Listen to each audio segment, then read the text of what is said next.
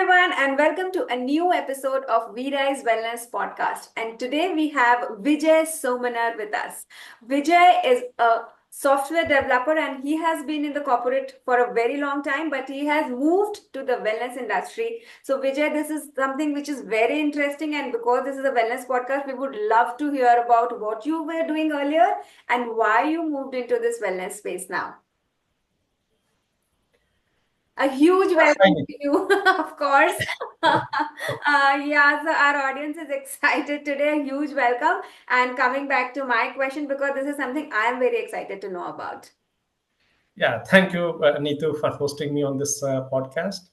Um, as you said, I'm from IT industry, started my journey as a software developer, and then went on for about 20-25 years in that industry. Uh, uh, Lastly, I worked for IBM Kyndryl and as an associate director, and it was enough, right? Almost two and a half decades of work. A lot of learnings happened basically. In this 20-25 years, did a lot of work in the outside world, and it so happened that I had everything, right? And then still something was missing in me. That satisfaction was not there. Always felt lacking something. So it's the problem. If I don't have many things, then if I'm unhappy, that's okay. But if I'm unhappy, even after having everything, if that fulfillment is not there, if that contentment is not there, then it's really painful. And Understandable. that, And that's relatable. yeah, definitely. And that made me start thinking about what happened, what was happening, and Mhm. one side, but what we are, what I am, is on the other side. So the journey started inside and towards self awareness, because all the time I was seeking, I was doing, I was thinking, all the time in that mode of performing, etc. And looking mostly at the social expectations, corporate expectations, family expectations, more outwardly driven, trying to convince everyone, trying to create impressions, etc. So, self awareness, once I started thinking about it, started taking steps back, and it's an ongoing journey, but inner journey. And the way I started looking at the work changed. I was basically a perfectionist, um, from the work perspective as well as in the social environment. And I had believed strongly in certain aspects, and I used to set high standards for myself, and of course expect the same thing from others as well. So it was impacting my team, it was impacting my own personal relationships, including friend circle and all. But later on I realized that everyone was trying to accommodate me and trying to manage it. Otherwise it was not helping anybody. Mhm. And first of all, I was hurting myself by putting such standards, and then not understanding others' requirements or the needs, and including myself. It affected my own close circle, including parents, spouse, kids, close friends, and close colleagues.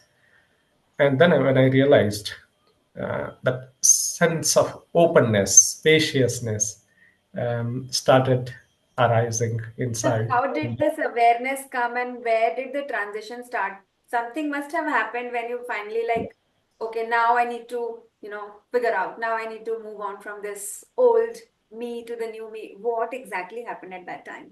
Yeah, there were a couple of things that happened simultaneously. Like one was related to like enough is enough, right? That striving is going on, and seeking for something which exactly can help, and really know that yeah, this is not all right. Whatever is happening, it's not all right. Something is missing, and there is something being looked at.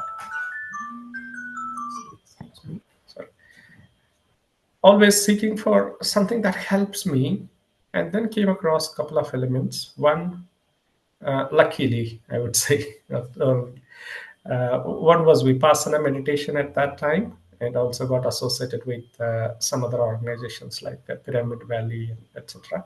And I came across one more lady who was a meditation coach and who took a session for us. In fact, the first session I attended was in a family function. It was a busy function, and in the corner of a hall, room or corner of the hall, she was conducting a meditation session for 5 or 6 people. And somebody told me, "Yeah, Vijay, you are interested in this? No, there is a meditation coach. Go there, attend." In this house, how come one can conduct meditation session? In the middle of a wedding. Yes, in the middle of it was housewarming ceremony, in fact, and she was conducting a session. There were hundreds of people, but she was conducting it only for 5 or 6 people who were interested. And I went and sat there. I hardly listened to whatever she said, but she was still so much compassionate and so much connected. And then realized that about 8 years before that, she had multiple issues with her personal life as well as professional life, and she had multiple cancers. She had multiple suicide attempts, etc. It happens with many of the high performing individuals. And then she had given up hope, and then somehow she came across meditation and survived. And from her story, I understood that for the last 8 years, she had not taken even a paracetamol. That was the transformation, and she was so charming. And you cannot believe she went through such a bad phase of life. It was amazing, and then I felt, yeah, this is what I was missing, right? And then, of course, the journey continued from there, and at the same time, there were corporate wellness programs, and there were community services that were happening during within IBM and Kindred. I was a community lead, a mindfulness community lead, and also went through some programs that were conducted by Oxford and International Organization for Science and Mindfulness, etc. There was a tie-up, and that made me think deeply into it. And Wow. in the span of about 7 to 8 years later on, I came out and then started on my own. So basically into training space, personality development, executive traits development, and then of course stress management, emotional intelligence, organization development, etc. So So, it's yeah, sorry, the please journey continue. continues. So, I just want to know because you mentioned such a nice story of being introduced to meditation, in that family function. When you first experienced meditation for yourself, how did it make you feel? What was the feeling like? For the first time, it was not much different for me because of the experience that we had there. It was not the right environment, I would say, and it was, of course, done by a very compassionate teacher. And later on, I requested her to conduct one such session within IBM. It was wonderful, actually. Her session was wonderful. She took it for about 30 minutes, and for at that time, I had a team of project managers, and we all had gathered for that session. That was really amazing, even though I did not continue with that practice at that time, but it was wonderful. But more than that, the influence the teacher created on all of us was enormous. The transformation that she herself had gone through, and the way she explained the things, it was so heart touching and transformative in nature.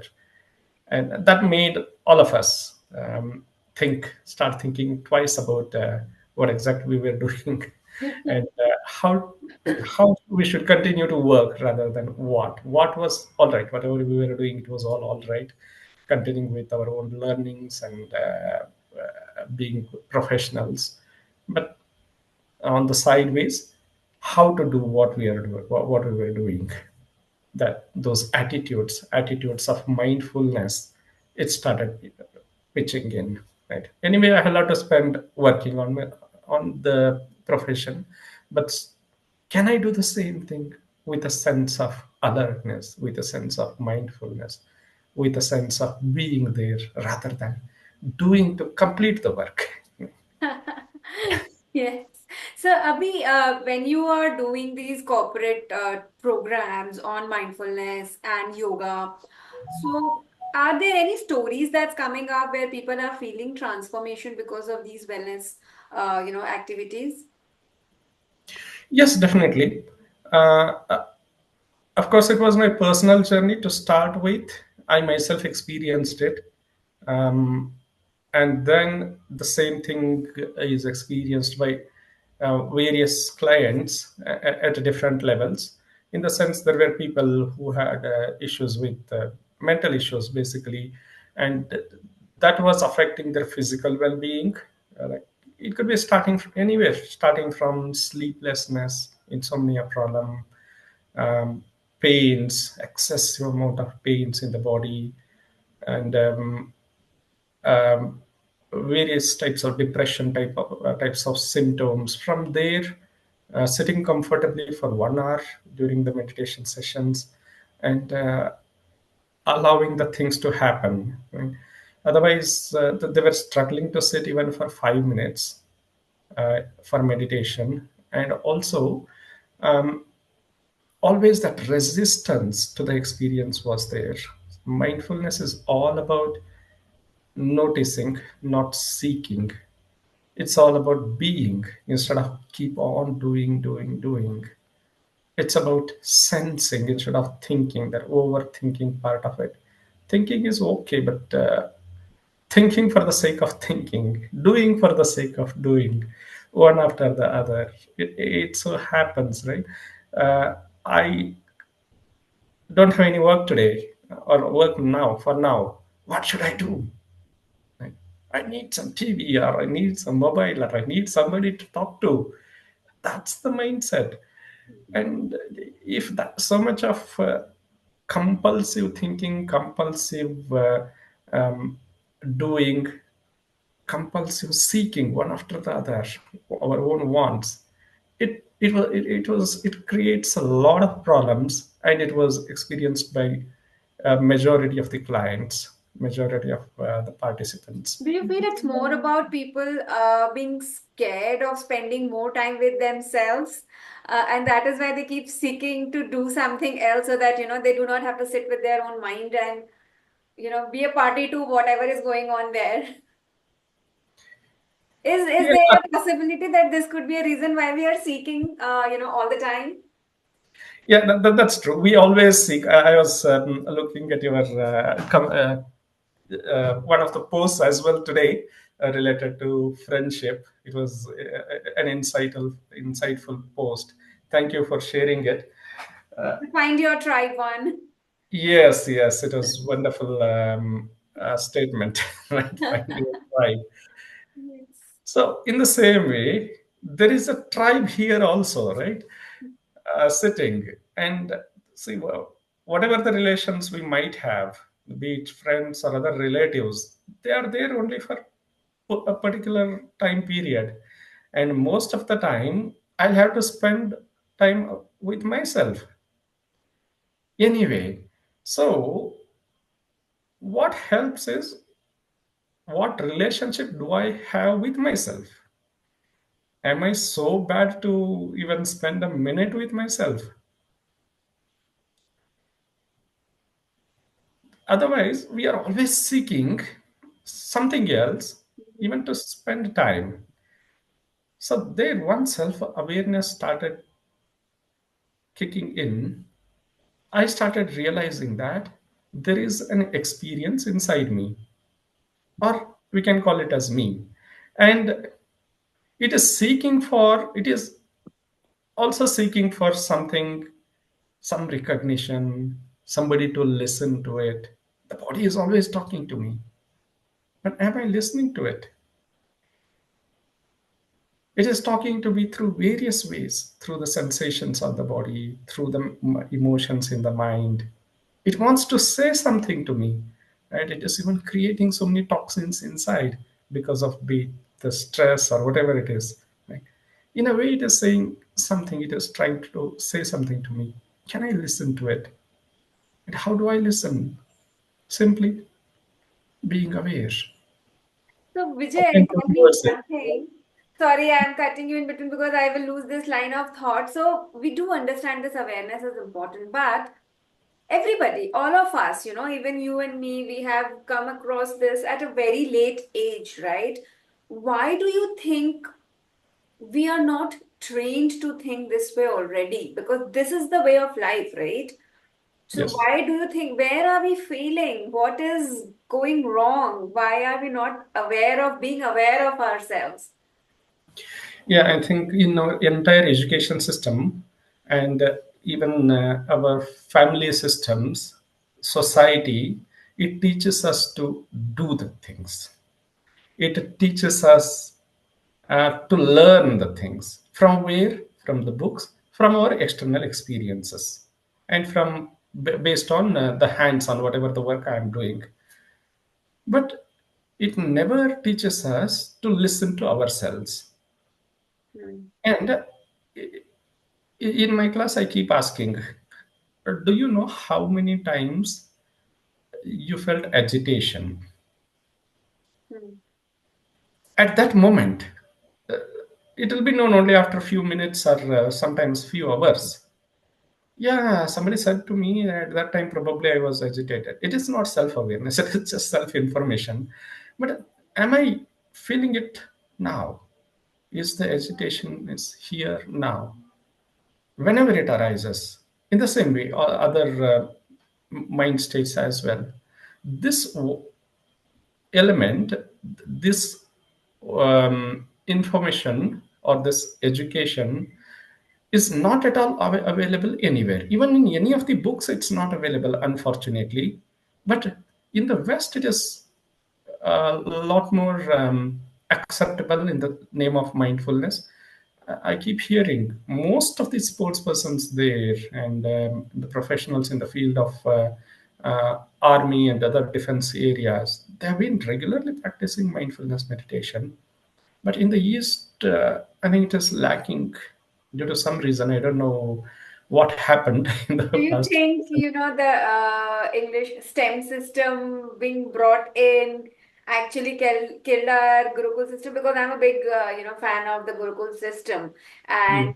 and the, exact syllabus. I haven't completed the whole syllabus myself, but I have read a lot about the Gurukul system and how the focus was on building the person itself, building the talent that the person has innately.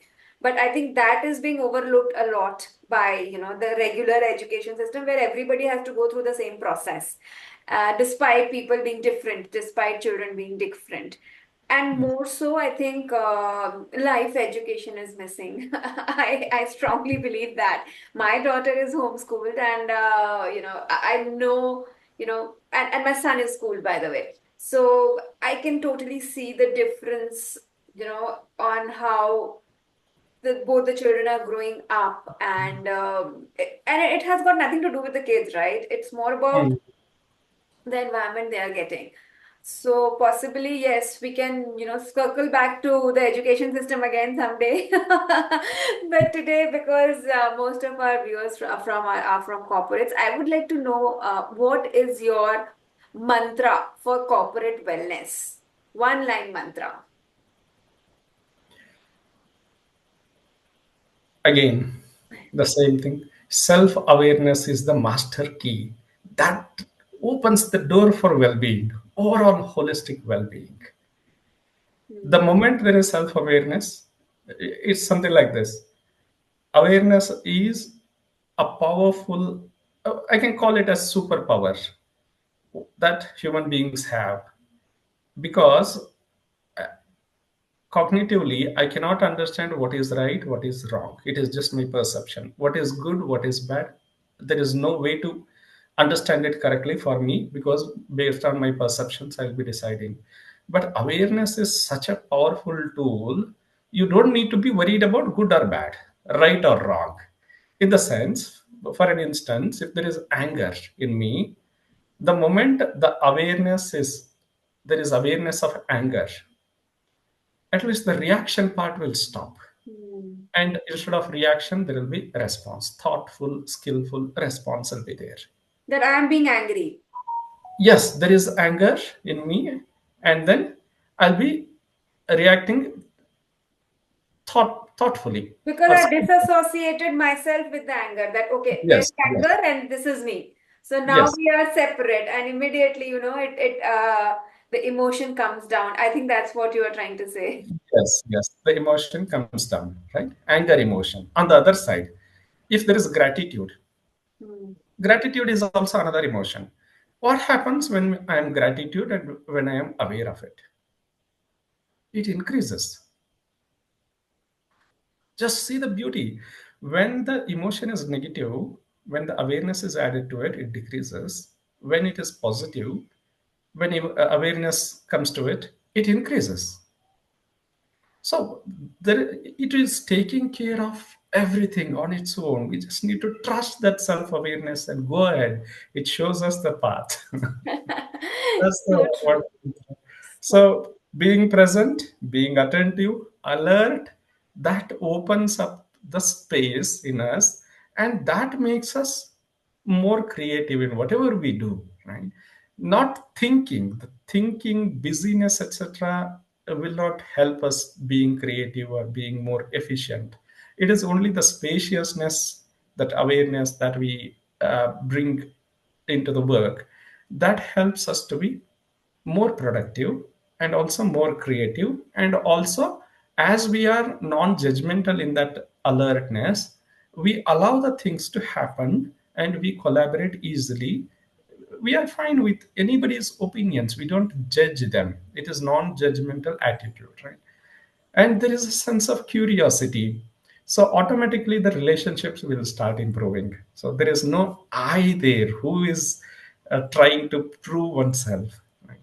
So true. it's just awareness is there. Yeah, no, I think Right. this But is what. also, this is, better said than done for those who have not experienced it. So, say, for example, somebody who's watching this podcast and the person is going through overthinking problem, right? So, what is a tip that you would like to leave for that person so that he can, immediately control his emotions of overthinking? What is it that one should do, without help, and somebody that person should be able to help for himself in that time? Yeah, overthinking is basically happening in the mind, and it is related to the events and the people that caused that event. It is about them, it is not about me. And it will be that rumination or overthinking will keep happening, and it is most of it is imaginatory. Okay, this person said that thing and this happened, what next, etc. So it is actually not there, none of it is there if we explore the experience of overthinking. What is there? Yes, I am sitting here, there is some work or whatever it is needs to be done here, whatever I can sense, whatever I can feel. I can sense pressure in my head, maybe at that time, right? There is some pressure in my head, and I can sense disturbances of sensations in my body, that I can sense. That is real, right? So whatever is directly experienced, my experienced at the bodily level, in the mind and the sensations, that is real. Whatever I am seeing, that is real. Whatever I am hearing at this moment, that is real. Whatever I am touching or sensing, that is real. So it is all about moving from thinking to sensing. Hmm. Sensing my own experience, sensing whatever the senses are saying here now, in this moment. This clears majority of the problems related to overthinking. At this moment, I cannot think anything. Hmm. If I am sensing something, yes, I am sensing. If it is cool, it is cool. If it is warm, it is warm. There's nothing to think about it, nothing to judge about it. Right. So this, what I have learned is that overthinking is the first step, but then what happens is with these, continuous patterns of overthinking, people move on to the second stage, which is acute Mhm. stress. So if Yes. somebody is in that stage, what is your suggestion to that person to untangle himself or herself and come out of that stress situation at that time? Yeah. Stress is something, it's a negative emotion, I would say. The problem with all these negative emotions is that, uh, of course, it's not actually a problem. Uh, I make it a bigger problem by trying to push it away. So habitually I have created a relationship with that emotion, which is in such a way that I don't want this. Somehow I need to get rid of this. It has built into my memory and into my personality. Whatever I don't like, I want to push it all the time. But the stress, the experience of stress, there may be pressure here in the mind, there may be some kind of pressure in the heart, everywhere. That stress is being felt. It is no different than I. It is part of me. And if I am trying to push it away, trying to avoid it, I am trying to avoid myself. And I'm not helping there. The stress is one part of it, but more painful is trying to avoid it, trying to come out of it. Mhm. So, what helps is listening to it. Okay, this is stress. It feels so and so. All right. This is Awareness me. and then acceptance. Yes, acceptance. This is me. It's not somebody else's. Whoever caused the stress is different. Hmm. It is like something happens to my finger because of some event, and some people, will I cut this finger and throw it out? No, it is part of me, Part of me, totally. right? This pain of stress or this experience, which is direct one, not imaginary experience about the person or the event, what happened, is me, part of me. I don't, there is no need to throw it out or avoid it or resist it. The moment I learn to accept it as it is, 50% of the problem is solved. And it stops doing the harm to the body, whatever it was doing. Right? Hmm. Like, for example, increased heartbeat and creation of a lot of toxins at that time they get created because the body doesn't know whether it is physical threat or actually mental stress. So Hmm. it creates a lot of toxins inside so as to protect ourselves from, it feels like external threat because I'm fighting and trying to resist something. The body thinks there is somebody else I am fighting with, but actually I am fighting with myself. True. Yeah, body doesn't understand that difference. It will, glands will do their work. So accepting it, acknowledging it, letting it be, it is okay not to like it. Yes, here is the pain. I don't like it, but can I be compassionate about that pain instead of trying to resist it? Hmm. See, if somebody else feels the same thing, that stress and trauma, what do we feel about that person? I feel compassionate towards that person. But if the same thing happens to me, instead of feeling compassion, I'm feeling anger towards it. Why this is happening? I don't like it. Hmm. Exactly. Amazing, amazing insights, Vijay. And I think, it's about time that we start acknowledging that, these are the emotions, I'm feeling it, and it's okay. It's okay to Yes. feel the way we feel and just accept, become aware of it. And once you do that, then you can start working on it. But first, acceptance, first awareness, and then acceptance needs to come.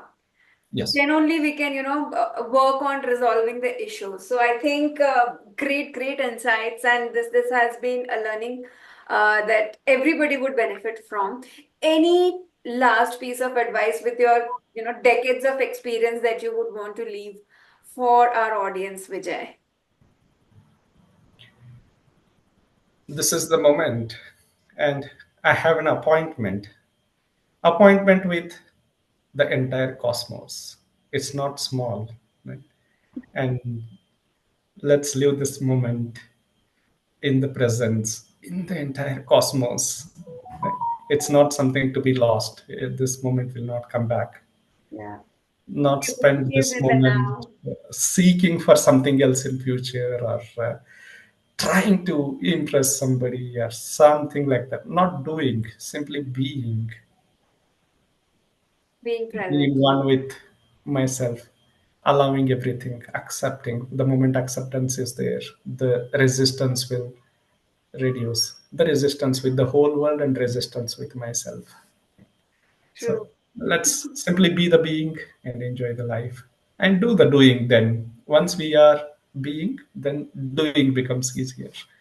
Such words of wisdom, Vijay. And thank you so much for coming and sharing your experiences with us. I'm sure the audience will take a lot from this podcast. And I hope, even if, one life gets transformed from this conversation, I think this is worth it.